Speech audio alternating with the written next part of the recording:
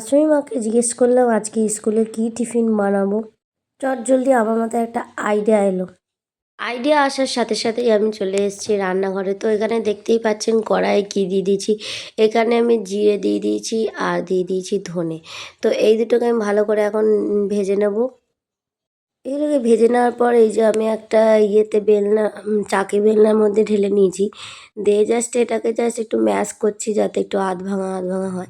আবার খুব আধ ভাঙা করলেও হবে না, আমার ছেলের মুখে গেলেও আবার খাবে না। তো এটাকে ভালো করে নিচ্ছি। তো তারপরে চলে এলাম এই যে আলুটাকে ভালো করে মেখে নিতে। তো এখানে আমি দিয়ে দিয়েছি সেই গুঁড়োটা যেটা করে রেখেছিলাম ধনে জিরে দিয়ে আর নুন দিয়ে, আর এখানে ধনে পাতা দিয়ে দিলাম। তো এটাকে ভালো করে ম্যাশ করে নিচ্ছি।